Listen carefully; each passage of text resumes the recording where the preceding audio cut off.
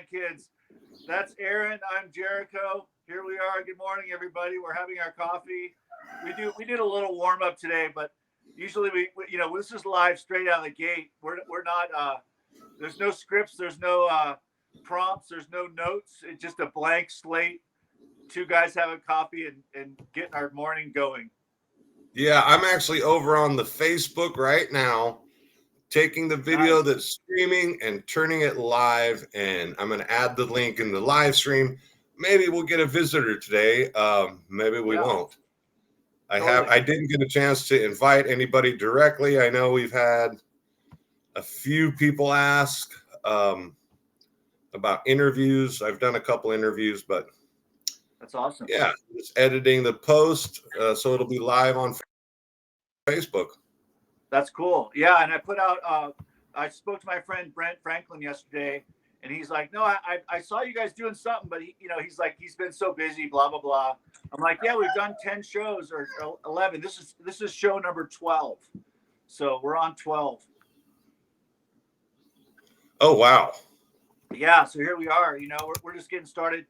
I'm up in Colorado. Aaron's in California. We were just talking about Summerland because we went to Summerland school together, and there's a little property that's right for sale, a house next to Summerland school, essentially, right across the street for I think he said $1.7 million. So our little hometown has gone from, the old under $100,000 cottage. Now it's a million, over $1 million for everything. So. Yeah, that's wild. I always think back and the house that I grew up in is was only like $15,000, right?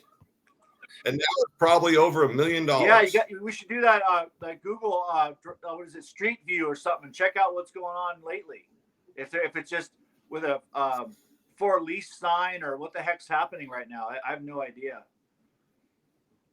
At your old, I imagine there's not many spots there in Summerland to eat. Yeah, I know. So I imagine it's doing it right. Yeah, well, it was for a long time Stacky Seaside, and then I thought Rusty's took over, but I don't know if they ever really got it up. I don't know if that ever happened.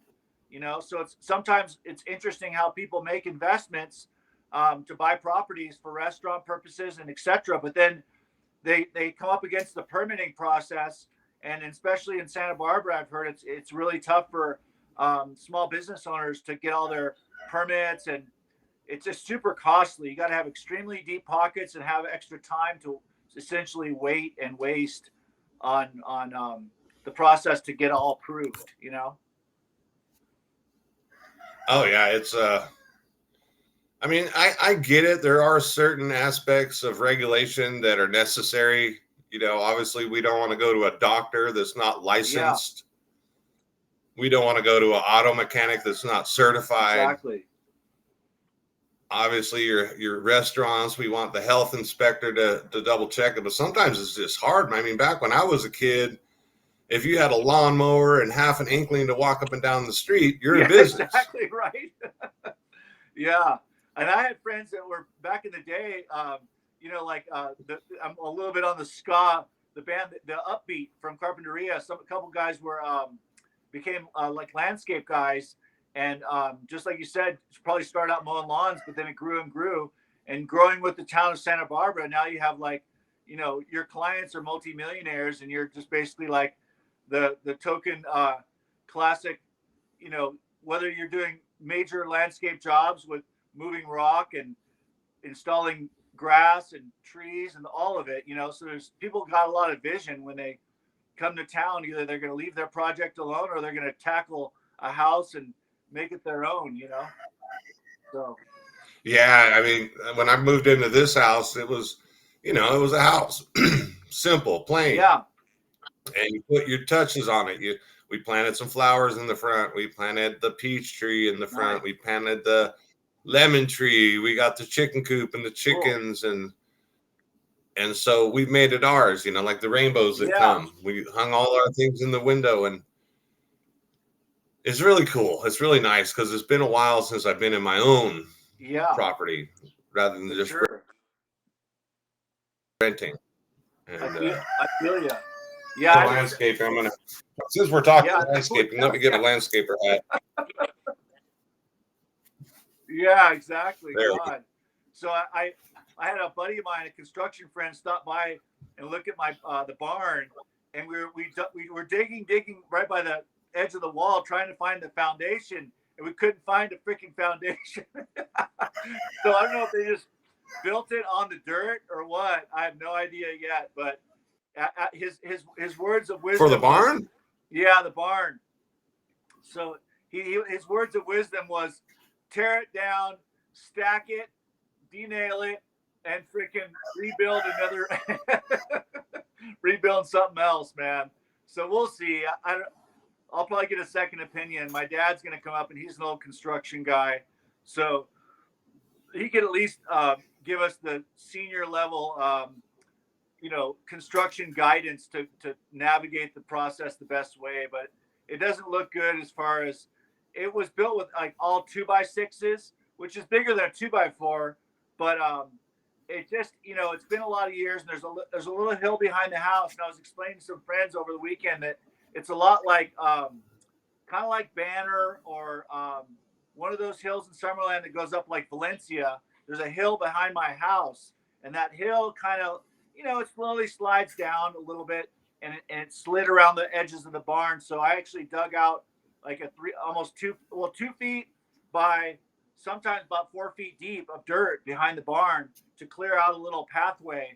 So it's a thing where sometimes properties on hillsides, or next to a hillside, I should say, need like those reinforcement walls and shit. I don't know what I'm gonna do yet, but at least I got some first opinion on what to do. Yeah, I mean, I don't know when it was built, but I know back in the day they would do, the codes weren't as up to date requirements, and I believe, like you're saying, if you're on agriculture land, I believe the ag buildings don't have quite the same permitting as a dwelling. Exactly, and so it's very possible that your barn was built just right on the ground, or maybe some gravel or something. And until I, go farther, but it's one of those things, can of worms. But I did get the shipping container, and I cleared out my room just to be able to, create some clarity. So when I move Grandpa's office back to the house, I have a space to put the stuff and all that. So, I definitely feel the spring vibe, like spring cleaning. I'm on the game. I'm not hesitating. I'm super into it. So sometimes it's challenging to snap out. It's almost like breaking your own mold or something to feel like you're on your game again. So I definitely feel like I'm on my game again. No, that's good. I mean, that's what I think is real important. To have your space comfortable for you, whether that's hanging crystals in the windows so you get shiny rainbows, or whether that's a dark room with no light because you're light sensitive, or whether you like bright pictures or loud music. If you're in that space that feels comfortable, it's a lot easier to kind of find yourself and allow yourself to express and get motivated, really get creative, and manage the time to be creative, so that's a good thing.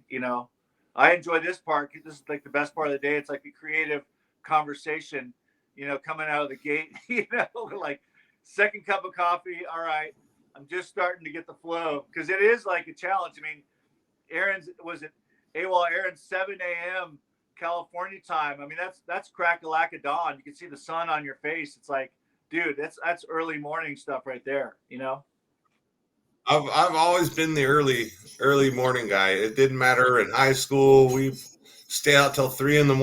I'd still be up at 7, 6:30 sometimes, 6 o'clock.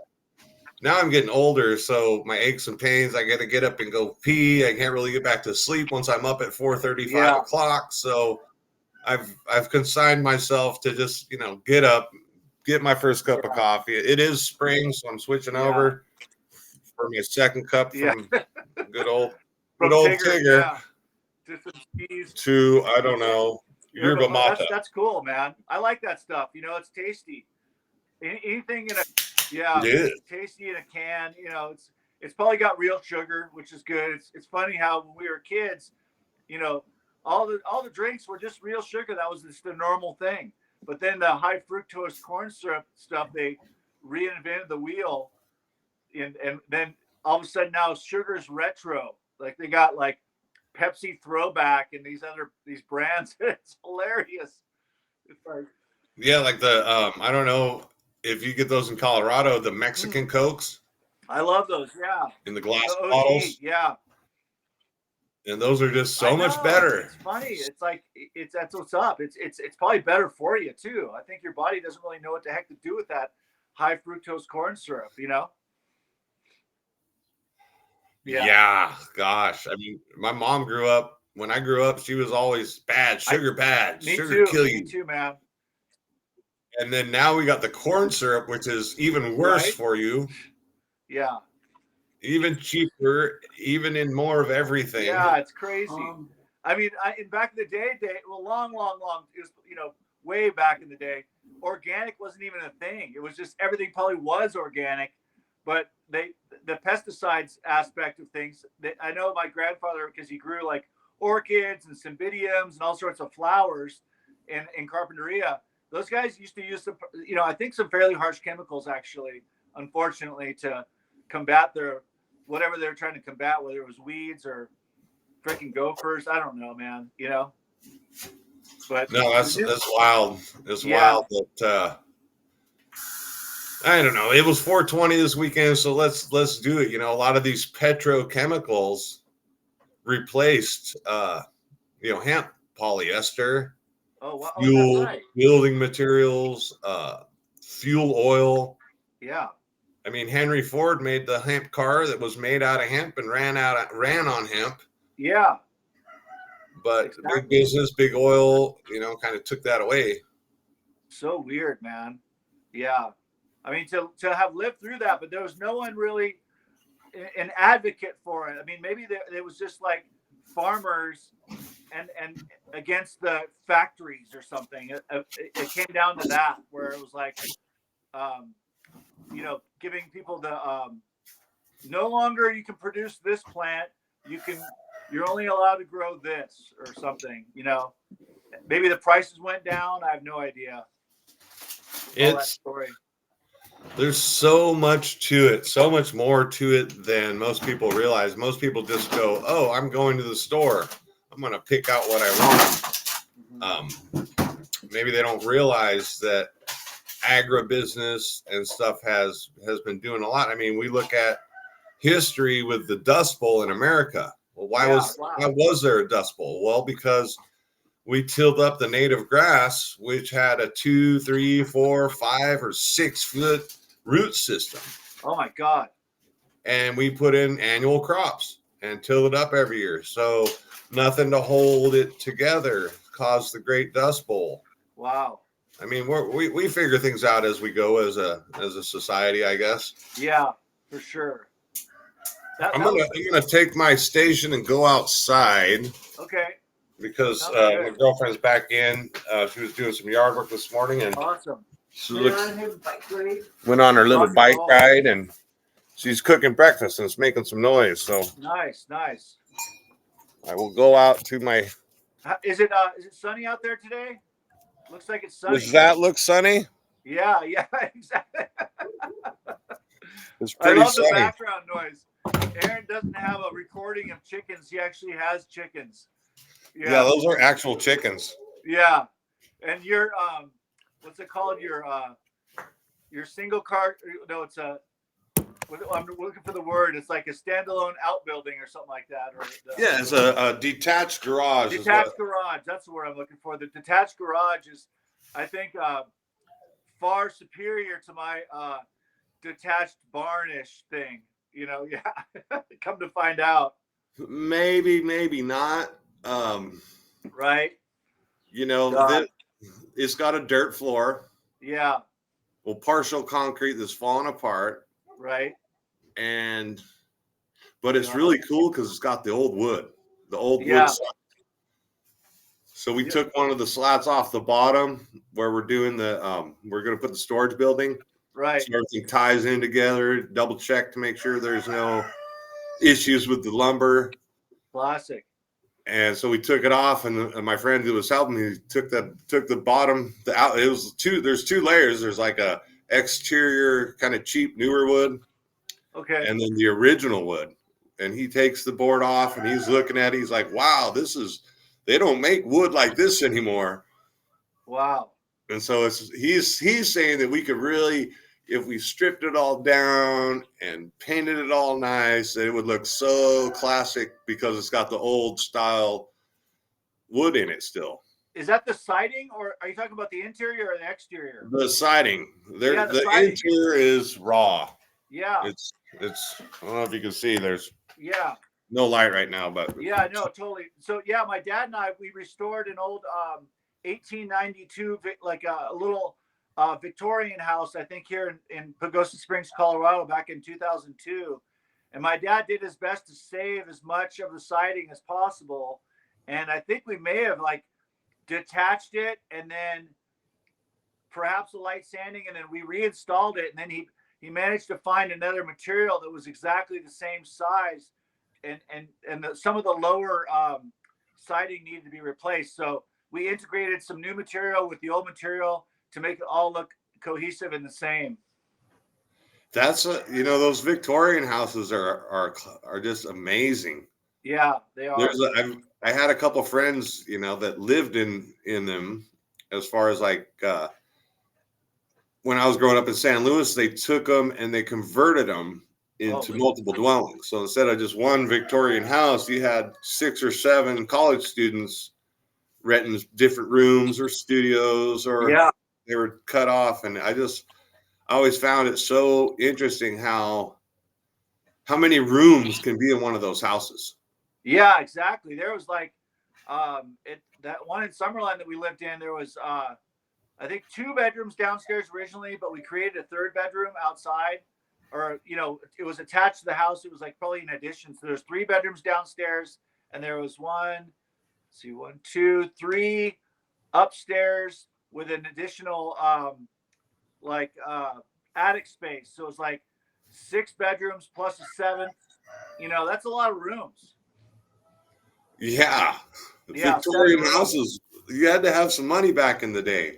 Yeah, no, for sure. That's the thing about home ownership. It's like the maintenance aspect and just the upkeep alone. I mean, I guess once you get it up to a point where you're like, okay, we're done. But then like 5 years later, you got to repaint it or do the trim or something. There seems like there's always something to do. I think you're right. There always is. I mean, if you build a brand new house, all brand new construction, the roof's like a 10-year roof. The siding, everything is gonna get old. I mean, even people would change. I've looked at a lot of houses. My friend flipped houses, and he would take something that's perfectly good, but it's 1970s. Oh, wow. Because it's just the old style. People don't want to buy it. Okay. Yeah. They're not embracing that. They got to be really like super hip to that style to want that. But most people are just like, that's so far in the past. I mean, my cousin's house had wallpaper with flowers on it from like 1965 or something, probably when they first built the house. And my aunt loved it because it was just so old fashioned. It was my cousin Nancy's room when she was a kid, and she just left it with the shag carpet and all that, But when my cousin renovated, he's like, we're out with the old, man. We're scraping that stuff and we're putting up, fresh sheetrock and all that. So. Yeah. I mean, it makes sense because if you don't refresh it every now and then, it does get old. Yeah. But like with my house, it's an old house, but it's got the old plaster walls. Nice. So even though the finish isn't a perfect finish, they're solid, good walls. Yeah, exactly.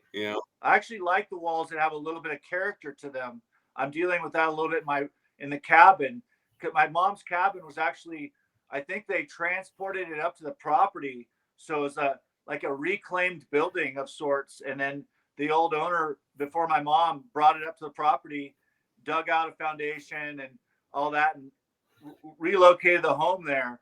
And so it's a 2-bedroom cabin. It's cool. I mean, he definitely chose the right location. Um, it seems to be sheltered with the little hills behind it and trees. So when the other neighbors' trees are blowing down, somehow we're sheltered right by the little hillside, and it seems to keep a nice, peaceful, calm state. But you look out into the fields and you see the trees are going like woo, like a full blowout. Yeah, I've never had a tree fall on That's me good. or any of my properties, but I've seen it. I've seen it. It looks Yeah, I devastating. know for sure. Is there much trees in your neighborhood? Or yeah, you said you planted a couple fruit trees or something like that. Yeah, we got 1, 2, 3, 4 pretty big trees, kind of at the along the Oh, nice. sides in between the properties. That's awesome. And yeah, there's some good trees in the That's neighborhood, cool. and it's really nice. Is there a few like Oh, I got it. I got her. I got her. nice? The new girl kitty. Yay! Yeah, that's cool. She sometimes doesn't like to be picked Would you up. did you give her a name yet? We got her with a name, Stormy. Stormy, Okay. but I call her Stormy Lucy with the eyes of Rad. diamonds. That's amazing. So the first week she would just sit under the bed. So I'd go Chill. into the room and all I'd see was 2 shiny eyes. Classic. That's fucking awesome. Yeah. Yeah, I love it when cats like they find their owners. It's almost like they're just like, hey, I kind of like you. This feels comfortable. I'm just gonna be here now. That's how our first cat came. He literally came to our door and started That's meowing. awesome. Wouldn't leave. Meow, meow, meow. And literally, he walked in and looked around like, oh, is this going to work? Is this up and down? Kind of did a little tour. Yeah. Then just plopped right down in the middle of the kitchen and said, yep, this is the spot. Classic. And then he ordered out the menu, or what are you guys serving today? Pretty much. He likes anything fish, and we've been giving him the frisky shreds. Classic. That's awesome. And I get him the kit and caboodle dry food, and I give him chicken, and he'll come up when I'm eating, and I'll give him little bites off my plate classic. and everything. That's cool. So he's a buddy, like a full hangout buddy deal going on. Oh, literally, yeah. I mean, I'll come outside, and he'll come into the garage and just lay in the garage when I'm here. Come sit under the chair. Like you were saying, he likes to watch you guys do the work. He's like, as if he was the supervisor or something on the job site. Oh, absolutely. He acts like he's the supervisor. He's got to inspect everything you're doing. Right. Got to be over exactly where you're at working. Classic. It's freaking amazing. If you're digging with the shovel, he's got to look at the dirt and see what you're shoveling. Yeah. Nice. It's great. Sometimes I got to put him in, but classic. So hey, I got Jay Bishop. I invited Jay Bishop on board. I saw he popped up on Facebook, and he's a friend of mine on Facebook. But it's interesting how the algorithm. I mean, I think I have I can't remember how many friends I have, like 5,000. I got a lot of friends, but a lot of the people I just don't even. I can't even remember how we became friends because in the beginning of Facebook. But Jay, I definitely made an effort to friend him, obviously, at some point, or he friended me or whatever, but I never see him on there. But he posted something.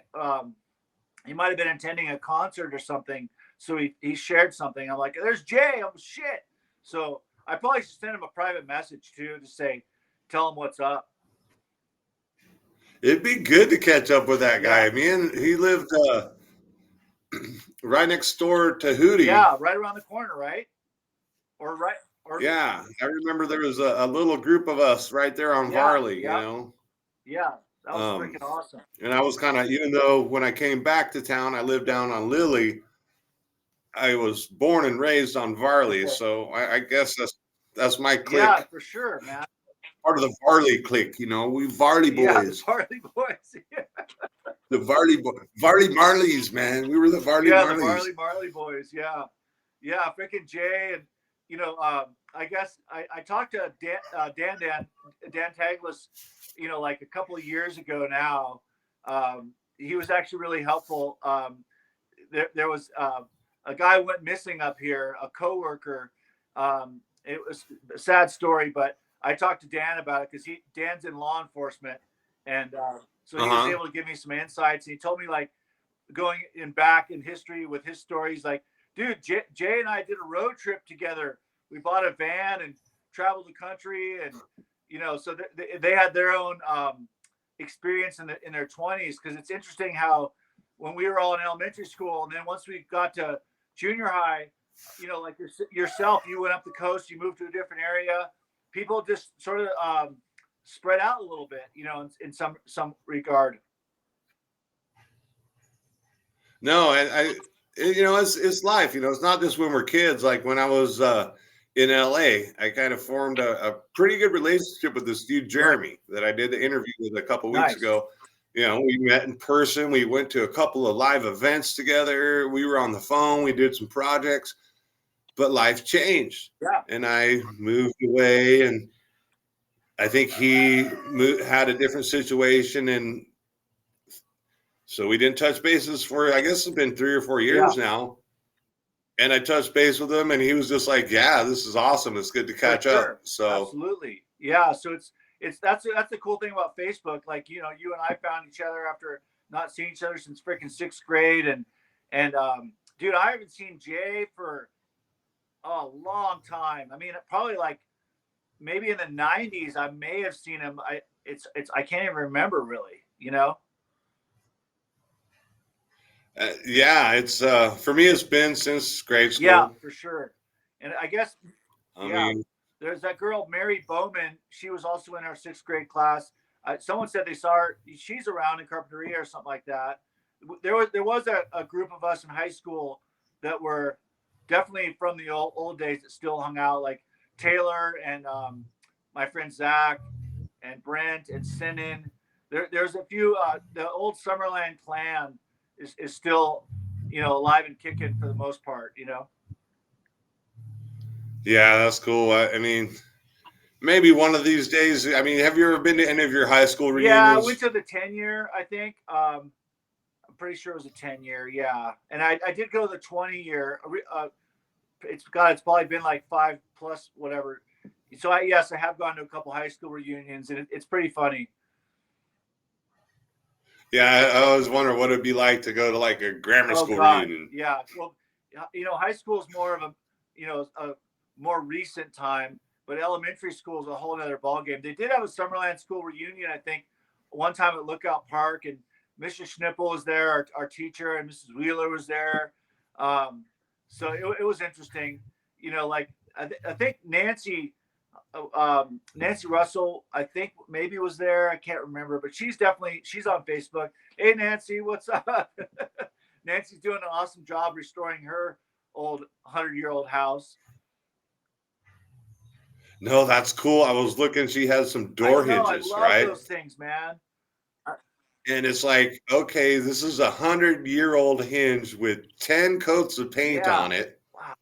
And she took the time to, clean it up and get it back to its natural, original Yeah. beauty It's amazing. almost, and reinstall it. Yep.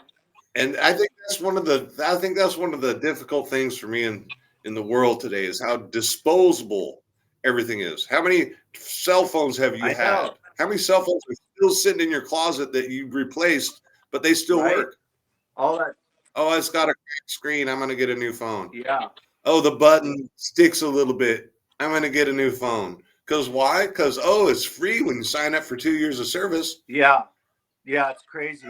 Like how awesome flip phones were for a while, and how cool it was to take a picture with your flip phone and send it to your friend or whatever. And then it's come so far now. We're in a whole different realm.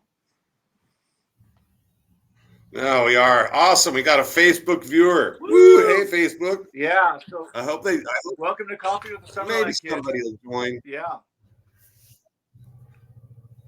But I did make it live. So it's interesting because Facebook is weird. Because if we're live and someone's scrolling through their Facebook and our video comes up, it shows them as viewing it. Oh, okay. Cool. Nice.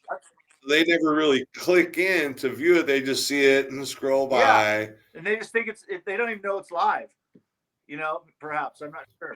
I think they do know it's live. I mean, because it has the little red Oh, okay. button, this red Oh, live, sweet. like it does Rad, here. rad. That's awesome.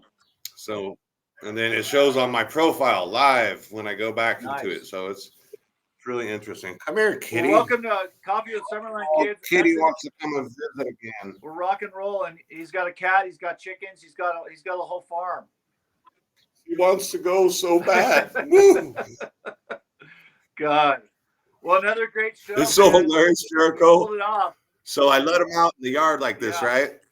And then around evening time, I go make sure the chickens got evening water and maybe you could throw them a little food. And then this one here, I say, it's time to come in. She looks at me. She lays down like she's going to be cute and let me pick her up. I get a foot from her. She runs off to the back of the garage. I go over there. She runs back over between the garage and the fence. And she does this little thing. She'll act like she's going up the stairs to the house, and then she'll jet off towards the chicken coop and look at me and then lay down like, oh, I'm going to stay here. God. Yeah. God, that's awesome. Hell yeah, man. Oh, 30 minutes. Bro. We went a little over today, bud. Getting coffee with you again today. Cheers. Yeah, awesome, bro. We'll see you tomorrow. We'll see everybody tomorrow. Show 13. Tomorrow's the lucky show. We'll have someone show up. That's what's up. All right, man. Cheers, everybody. Thank you for joining us. Peace out.